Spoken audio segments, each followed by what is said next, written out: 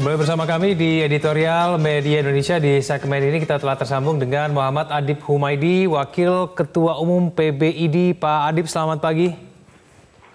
Selamat pagi Mas Ega, selamat pagi Mas Eko. Pagi, Pak Adib.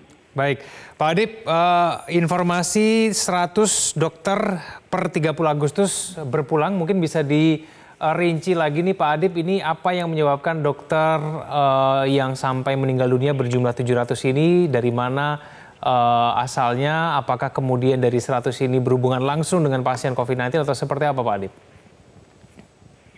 Ya, jadi perlu kami sampaikan kalau per data tanggal 1 September itu sudah di angka 103 sebenarnya.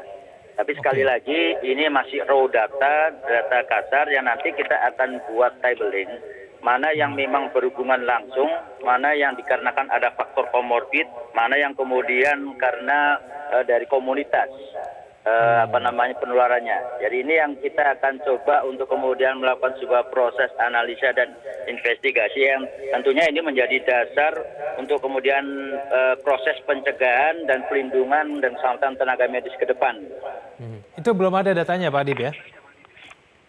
Secara detail data sedang kita lakukan untuk menganalisa, tapi dari data kasar tadi itu yang menangani langsung dalam artian dokter yang penyakit dalam, spesialis paru atau anestesi yang meninggal itu ada sekitar 12%.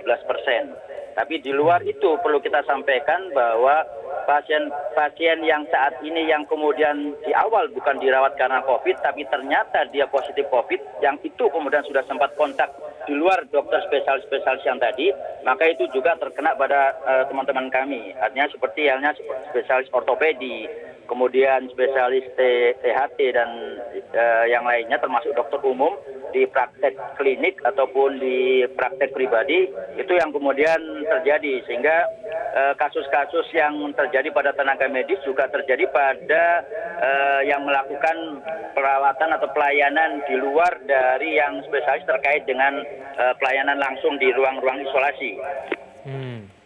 Jadi apakah ini artinya bahwa pada saat proses penanganan tersebut dokter menangani pasien yang belum diketahui dia positif atau tidak, lalu kemudian belakangan baru diketahui pasien tersebut positif COVID-19, begitu Pak Adib? Betul, salah satu faktornya adalah tentunya ini penguatan di dalam screening sebenarnya yang harus dilakukan. Karena kita tahu bahwa proses screening kalau sekarang kita memakai dasar dari early warning scoring, EWS scoring saja itu masih penapisannya kurang gitu, sehingga akhirnya banyak yang kasus-kasus itu terjadi. Tapi paling tidak tentunya ini berkaitan juga dengan pola untuk melakukan tracing, terus kemudian berkaitan juga dengan gejala-gejala yang memang kadang tidak spesifik seperti halnya gejala yang lain, sehingga mau tidak mau proses screening dan penapisan ini harus lebih diperketat. Bahkan untuk hal-hal yang bersifat tindakan yang elektif, mungkin lebih kita sarankan untuk proses melakukan PCR, bukan hanya rapid test saja. Gitu. Oke. Baik, Pak Adib, selain proses screening, apakah ada faktor-faktor lain Pak Adib yang kemudian turut membuat tenaga dokter kita ini rentan sekali terkena COVID-19? Ya, salah satu faktor yang pertama adalah terkait dengan bahwa banyaknya yang asimptomatik karier atau orang tanpa gejala yang itu juga mereka membutuhkan penanganan di dalam pelayanan kesehatan. Yang kedua berkaitan juga dengan tentunya beban kerja. Kondisi naiknya occupancy rate yang di dalam satu wilayah berpotensi kepada overload dan overcapacity dari fasilitas kesehatan yang itu juga akhirnya mengakibatkan beban kerja dari SDM, tenaga medis dan tenaga kesehatan meningkat. Kemudian yang ketiga berkaitan juga dengan tata kelola ruang. Karena kita berada dalam satu lingkungan yang mempunyai risiko terpapar. Kurangnya ventilasi, kurangnya exhaust dan air purifier, sehingga itu membuat viral load yang terjadi dalam satu ruangan di mana tempat kita melakukan pelayanan. Selain itu juga, kalaupun dikatakan ada problem APD saat ini memang sudah teratasi, tapi yang perlu ditekankan adalah safety culture dan behavior safety dari para tenaga medis juga di dalam kepatuhan untuk menjalankan protokol-protokol yang berkaitan dengan PPI dan penggunaan APD. Yang bisa segera dilakukan untuk betul-betul melindungi tenaga kesehatan kita apa Pak Adib? Ya, jadi yang kami sampaikan kepada teman-teman kami, jadi intinya tugas yang harus dilakukan tentunya kita tetap melakukan pelayanan tapi dengan protection dan safety. Paling tidak sekarang protokol-protokol itu harus ditaati, APD harus kemudian dipenuhi. Permasalahan kalau kemudian dalam satu vaskes APD itu belum terpenuhi, untuk saat ini kita memang masih mudah untuk mendapatkan APD. Tapi kita berharap ini tidak ada kesulitan lagi seperti kita di awal-awal bulan Maret di mana kita sangat kesulitan untuk mencari APD. Tapi standar dari APD sudah terpenuhi, Pak Adip? Ya paling tidak kalau pengetahuan terkait dengan pemakaian APD dan mana yang dipilih sesuai dengan level di dalam kita melakukan pelayanan. Ada APD level 1, level 2, dan level 3 saat ini memang sudah terpenuhi. Tinggal sekali lagi ini membuat sebuah culture yang safety dan behavior safety-nya di tenaga medis ini menjadi penting. Baik, kalau untuk beban kerja Pak Adip, mungkin tidak kemudian dilakukan perubahan jam kerja yang lebih baik begitu supaya memberikan waktu istirahat yang lebih banyak kepada tenaga kesehatan di tengah kondisi penyebaran COVID-19 yang terus mengalami peningkatan? Ya, jadi itu memang yang sedang kita dorong, Mas. Pada saat kemudian ada peningkatan eskalasi pasien, maka bukan kemudian beban kerja yang ditambah, tapi harus ada pola substitusi atau menambah dengan apakah itu sifatnya itu relawan ataupun tenaga dari luar yang diperbantukan, karena kita tahu bahwa beban kerja yang katakanlah 3 shift, apalagi pada kondisi yang dia memakai hazmat, maka potensi kelelahan, burnout yang itu kemudian akhirnya menurunkan tingkat awareness dan kewaspadaan, itu yang kemudian berpotensi untuk terjadi paparan. Jadi kami berharap beban kerja ini tidak ditambah, tapi malah kita buat sebuah aturan, sebuah jam kerja yang tegas dan diberikan waktu juga untuk recovery atau istirahat atau relaksasi. Baik, Pak Muhammad Adip Kumaydi, terima kasih telah bergabung bersama kami di Editorial Media Indonesia. Selamat pagi Pak Adip. Ya, sebelum kita jeda, Mas Eko, kalau diringkas sedikit, maka persoalannya ternyata cukup banyak, Mas Eko. Betul. Banyak sekali seperti kemudian ada OTG, beban kerja kemudian yang harus segera dicarikan solusi begitu ya, supaya memberikan waktu istirahat. Kemudian APD sudah teratasi, tapi kemudian tidak bisa dipastikan juga bahwa semua rumah sakit juga memiliki standar yang sama. Lalu kemudian tata kelola ruang yang kemudian ini juga menjadi persoalan, harus ada ventilasi begitu setiap ruang perawatan. Bagaimana kemudian Mas Eko mencermati begitu banyak persoalan sehingga kemudian hal ini menyebabkan tenaga kesehatan kita sangat rentan? Ya, betul. Apa yang dikatakan oleh Pak Adip tadi memang hal-hal yang sekarang dialami oleh rumah sakit yang menangani COVID-19. Jadi beban kerja itu pasti menjadi kendala karena dokter-dokternya kan juga terbatas. Apalagi spesialis ya, untuk spesialis paru, penyakit dalam maupun anestesi ini kan sedikit. Kalau kita lihat cuma 1.200 kalau punya spesialis paru. Meskipun yang terpapar di COVID-19 itu cuma 12% di 3 spesialis dokter ini. Yang lain-lain kan dokter umum dan dokter spesialis yang lain. Tapi beban kerja itu memang menjadi kendala ketika pasien COVID-19 ini juga semakin naik ya kan. Dokternya sedikit, pasiennya naik. Akhirnya beban kerjanya menjadi overload. Nah ini kan harus diatur sedemikian rupa sehingga beban kerjanya tidak terlalu tinggi ya. Ini bagaimana nanti rumah sakit yang menangani COVID-19 ini untuk memanage agar tidak terlalu over. Kalau ini yang terjadi, maka beban kerjanya semakin tinggi, kelelahan pasti akan lengah kan. Kita tadi Pak Adip juga sebutkan soal APD ya. Memang di bulan Maret kita sempat kesusahan, kesulitan. Tapi kan sekarang sudah teratasi. Nah, ketika hal-hal yang sudah teratasi ini sudah mulai bagus, harus dipertahankan. Kemudian soal tata kelola ruang rumah sakit, ruang kesehatan. Memang tidak semua rumah sakit punya hal yang tata kelola ruang yang bagus, berbeda-beda tipenya. Mungkin kalau rumah sakit swasta itu bagus ya, bisa diantisipasi. Tapi kalau rumah sakit daerah yang peralatannya minim, ruang kesehatannya juga minim, itu menjadi kendala. Jadi hal-hal yang seperti itu harus menjadi perhatian oleh Kementerian Kesehatan. Kalau kita untuk mau menambah tenaga kesehatan seperti relawan begitu ya, mudah tidak Mas untuk mencari relawan itu mengingat kondisinya seperti saat ini? Persoalannya bukan hanya di Indonesia, tapi kan di seluruh dunia sama. Di banyak negara juga sama. Di Indonesia pun dari mulai Sabang sampai Merauke juga ada problem di COVID-19 ini. Jadi kalaupun relawan tentu bukan relawan dokter ya, karena dokternya sudah pasti terpecah di konsentrasi di daerahnya masing-masing ya. Tentu di Pulau Jawa akan lebih banyak dokter-dokter, apalagi yang spesialis. Relawannya mungkin relawan ini menurut saya mahasiswa-mahasiswa kedokteran ya. Itu yang mungkin di tahap-tahap akhir bisa diberdayakan untuk membantu di sana. Karena kalau tidak memang pasti akan kesulitan. Oke, kita akan nanti dengarkan bagaimana kemudian tanggapan dari pemirsa, Mas. Kita akan dengarkan tanggapan pemirsa usai jeda berikut ini.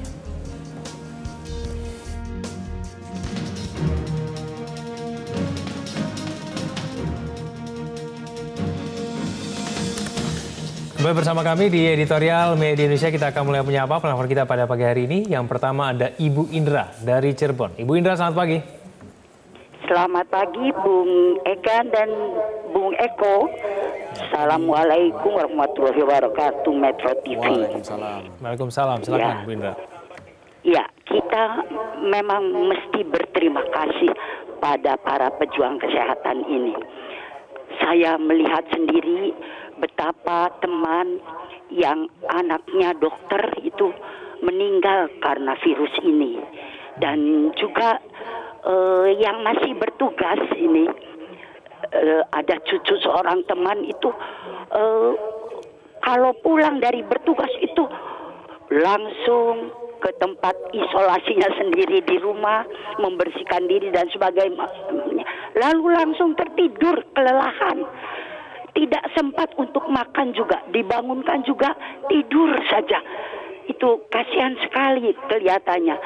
Kemudian maaf barangkali saya salah baca, ini dari data peneliti di FKUI, itu ada dari 100 pasien itu ada 8 tenaga medis. Iya. Kemudian mungkin yang bisa diusahakan dari keluhan-keluhan para pejuang kesehatan ini adalah tadi ketersediaan APD, pakaian APD, alat pelindung diri yang ada lapis ke-1, ke-2, ke-3, mohon sesuai standar katanya gitu. Kemudian juga mudah-mudahan rumah sakit bisa melakukan jadwal jaga kesehatan yang tidak membuat para tenaga medis ini kelelahan, karena dengan begitu akan mudah tertular juga. Juga kebijaksanaan khusus untuk para petugas kesehatan yang beresiko tinggi, misalnya yang usianya sudah lanjut, yang punya penyakit juga, dokter juga kan punya penyakit. Dan juga mudah-mudahan PCR rutin juga harap dilakukan kepada petugas kesehatan ini. Terima kasih Bung Egan dan Pak Eko. Ini yang bisa saya sampaikan. Assalamualaikum warahmatullahi wabarakatuh. Waalaikumsalam. Terima kasih Bu Indra dari Cirebon. Di belakangnya ada Pak Bambang Saptono dari Surakarta. Pak Bambang, selamat pagi. Baik, kita terputus dengan Pak Bambang. Saya langsung beralih ke Pak Eka dari Pemalang. Pak Eka, selamat pagi. Selamat pagi, Assalamualaikum. Waalaikumsalam. Silakan Pak Eka. Ya, saya ini berharapnya masyarakat itu diberikan semacam sosialisasi tentang ciri-ciri COVID-19 yang secara signifikan, spesifik seperti itu.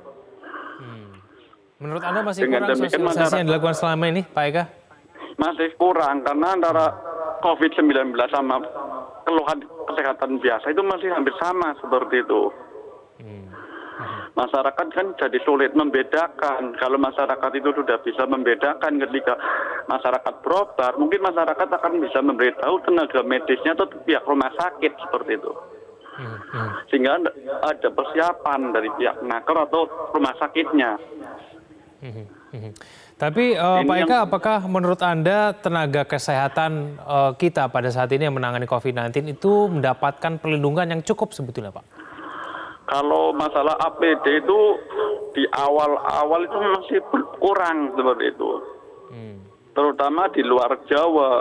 Karena ada informasi itu sampai minggu ke 1 bulan itu, hampir 1 bulan di Sulawesi itu mereka mohon APD jas hujan seperti itu untuk pengganti APD. Itu kan ya sangat miris seperti itu. Oke, baik, terima kasih Pak Eka. Iya. Dari Pemalang, Jawa Tengah. Sebelum kita jeda, Mas Eko, dari penelpon kita semuanya sepakat bahwa memang tenaga kesehatan kita harus dilindungi, tapi paling tidak persoalan yang paling sederhana itu APD dulu, Mas. Betul. APD yang harus betul-betul dipastikan bahwa sudah sesuai standar, dan kemudian barulah kemudian bisa berbicara mengenai jam kerja, lalu kemudian prosedur-prosedur lain yang kemudian bisa membantu oleh tenaga kesehatan kita. Yang mana, Mas Eko? Ya, APD itu kan menjadi problem di awal-awal COVID ya. Di bulan Februari, Maret itu memang sangat kekurangan. Ya. Jadi memang ini kan mendadak sekali ya. Jadi tidak siap tenaga kesehatan di Indonesia. Jadi apa adanya waktu itu. Jadi misalkan jaket plastik, misalkan itu alat untuk operasi, jaketnya untuk operasi dipakai, itu kan hal-hal yang di awal-awal dulu sempat dipakai. Tapi kan sekarang APD ini rata-rata sudah sesuai ya. Kalau kita lihat di rumah sakit yang menangani COVID sudah memakai hal itu. Apalagi sekarang pihak swasta, pemerintah, dan banyak orang yang sudah membantu. Bahkan sudah memproduksi alat-alat APD ini yang sesuai dengan standar WHO. Jadi mungkin ini sekarang bukan menjadi problem sebetulnya. Kemudian kalau menjawab pertanyaan Ibu Indra tadi yang di Cirebon, memang kita harus, kalau biasanya ini kita ditolong ya oleh dokter ya. Kalau kita sakit kan ditolong oleh dokter, kita pergi. Nah sekarang saatnya kita juga menolong dokter. Caranya gimana? Caranya ya kita mentaati protokol kesehatan nih kan. Jangan sampai kita menambah beban tenaga kesehatan dengan kita menjadi pasien COVID-19. Jadi kalau kita ikuti protokol kesehatan dengan ketat, saya kira kita juga akan terhindar dari COVID. Ini juga menjadi salah satu solusi ya bagi kita untuk tidak membebani juga pemerintah. Kalau kita lihat kan sekarang sudah 177.000. Jangan sampai nanti semakin tinggi ya. Jadi itu menjadi salah satu kewajiban kita ya. Mungkin juga seperti kata Pak Eka tadi, sosialisasinya mungkin berkurang, Mas. Mungkin di awal pandemi semua orang sosialisasi tertib, tapi sekarang PSBB dibuka, orang akhirnya kemudian lengah begitu, mulai meremehkan begitu, sehingga kemudian sosialisasinya berkurang. Orang mungkin tidak tahu bahwa kemudian jumlah okupansi ruangan rumah sakit sudah mulai menipis begitu ya, dan kemudian tenaga kesehatan kita juga banyak rentan. Ya, kalau sosialisasi menurut saya sudah gencar sekali ya kan ya, di rumah sakit maupun gugus tugas. Ciri-cirinya memang ada yang tahu, ada yang enggak memang kan. Kalau kita OTG memang kita nggak menyadari. Tapi memang secara umum penderita COVID-19 ini kan salah satunya adalah batuk ya, kemudian sesak nafas, kemudian indera penciuman itu menjadi hilang. Gitu. Ini kan salah satu ciri-ciri yang umum. Nah, ketika masyarakat menyadari itu seharusnya juga ikut respon gitu ya, untuk mendatangi rumah sakit untuk memeriksa. Tapi kalau dia berdiam diri saja di rumah, nanti malah semakin parah itu ya kan. Jadi kan ada istilah OTG yang tadi sebutkan tadi kan, orang tanpa gejala bisa jadi. Itu yang menjadi berbahaya. Tapi kalau yang saya sebutkan tadi ada gejala-gejala, ya sekarang langsung saja rapid atau PCR ya, mungkin atau swab di rumah sakit, dari kita tahu kejelasannya. Tingkat screening, Mas, yang tadi juga disampaikan oleh Pak Adip, ini juga harus segera ditemukan caranya ya, bagaimana kemudian kita bisa mempercepat proses screening, sehingga kemudian ketika orang datang ke rumah sakit itu sudah langsung bisa terdeteksi secara cepat dia ini COVID ataupun tidak begitu. Ya, rumah sakit besar saya kira screeningnya sudah bagus. Ya, di rumah sakit swasta apalagi di pulau-pulau Jawa. Cuma yang menjadi kendala kan di luar Pulau Jawa, di daerah-daerah terpencil itu pasti akan kesulitan. Nah, itu yang menjadi problem ke depan. Dan saya kira memang harus ada solusi yang cepat ini, karena kita tahu bahwa kalau kita hanya mengandalkan vaksin COVID ini kan masih tahun depan ya kan. Jadi masih ada waktu jeda berapa bulan ini untuk kita tidak kena COVID ya kan. Jadi saya kira itu sudah harusnya disolusi juga oleh pemerintah. Dengan jumlah dokter yang terbatas, Mas, cara meningkatkan jumlah dokter kita yang sebetulnya masih di bawah standar dari WHO begitu ya. Harusnya 1:1000, tapi kita 0,4/1000. Jadi masih jauh sekali. Bagaimana kemudian Mas persoalan ini sebetulnya? Iya, penduduk Indonesia itu kan sangat banyak sekali ya kan, 250 juta lebih ya. Iya. Jadi kalau kita lihat tadi datanya saja untuk dokter spesialis paru aja 1.200 itu seluruh Indonesia. Belum dokter internis atau anestesi yang sangat dibutuhkan. Dokter spesialis 3 dokter spesialis ini sangat dibutuhkan. Yeah. Memang kurang ya kan dengan penduduk Indonesia yang sangat besar sekali ini. Jadi ini menjadi problem bagi pemerintah maupun fakultas. Ya. Kan banyak sekarang beberapa fakultas yang baru yang mendirikan fakultas kedokteran ya kan. Yeah. Memang tidak gampang masuk fakultas kedokteran itu.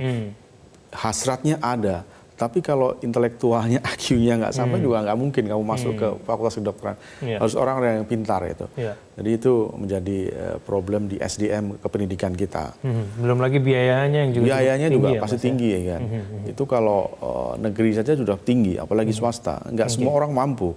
Kamu pintar tapi kamu nggak punya uang ya susah juga untuk masuk ke kedokteran ya kan. Tentu kalau ada beasiswa baru itu menjadi solusi. Ya, takutnya orang juga malah takut menjadi dokter, Mas, dengan kemudian jumlah dokter kita yang meninggal dunia akibat COVID juga semakin tinggi begitu, Mas ya. Saya kira nggak usah takut lah ya. Profesi apapun pasti ada resikonya, termasuk dokter. Dokter ini salah satu pahlawan lah kalau di Indonesia ya sekarang di saat ini, termasuk dengan tenaga kesehatan yang lain, perawat dan lain-lain. Jadi potensi atau hasrat untuk menjadi dokter itu jangan menjadi terkendala hanya karena COVID-19 ini. Ini pekerjaan mulia, pekerjaan yang sangat diharapkan oleh pemerintah, kebanggaan juga oleh orang tua. Jadi dorong saja anak-anak yang pengen masuk ke fakultas kedokteran untuk jadi dokter, itu lebih bagus. Ya. Baik, kita break dulu, Mas Eko. Ya. Pemirsa jangan kemana-mana, kami akan kembali usai jeda pariwara berikut ini.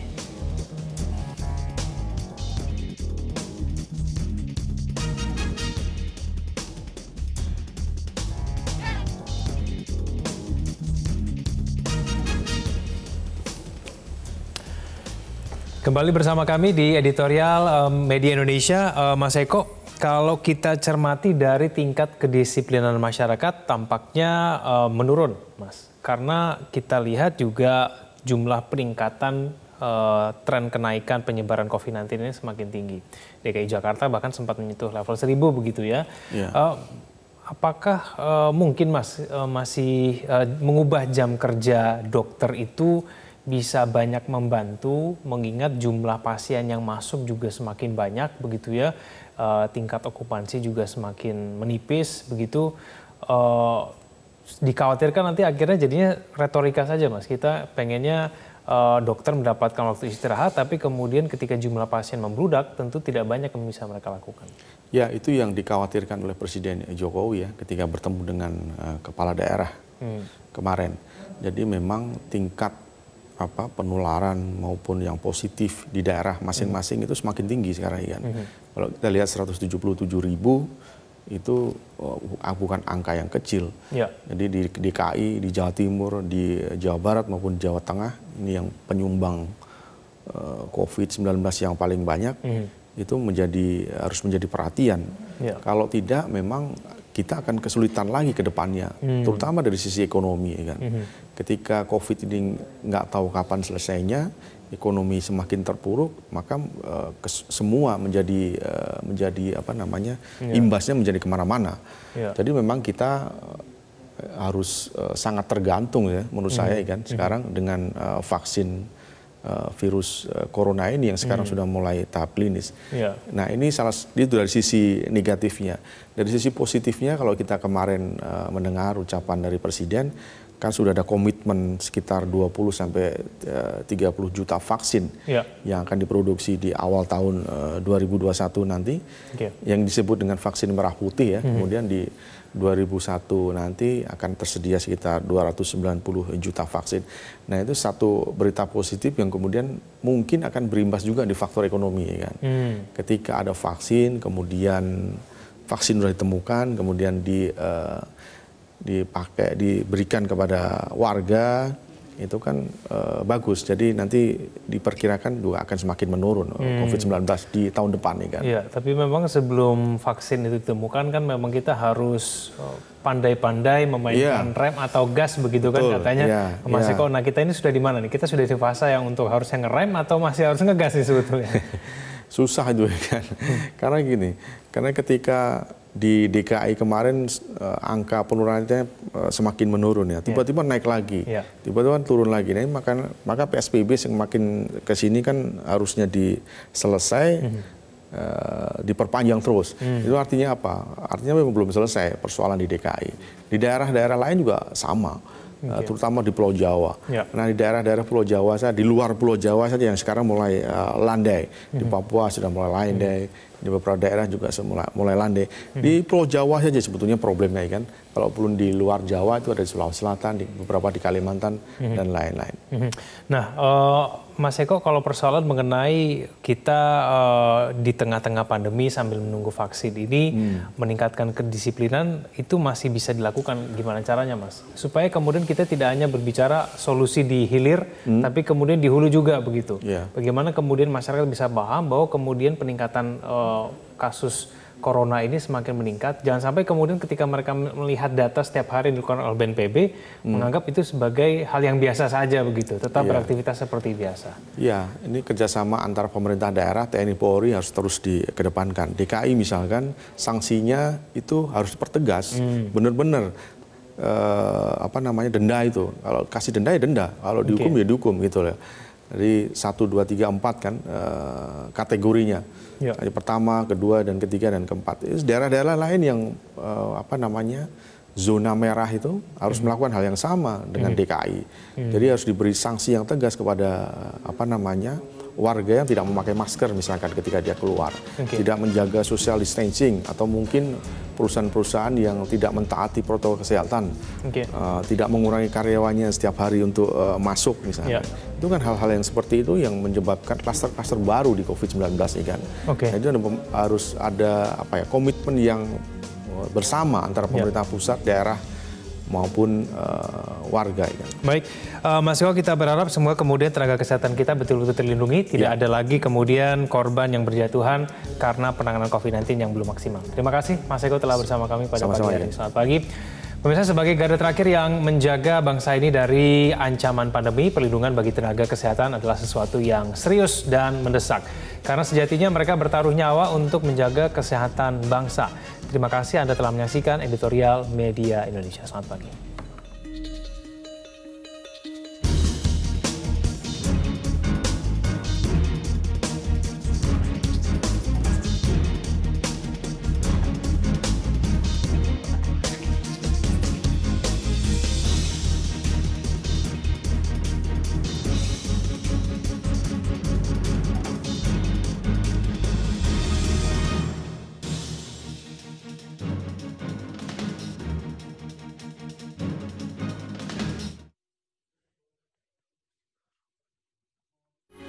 Metro TV, knowledge to elevate.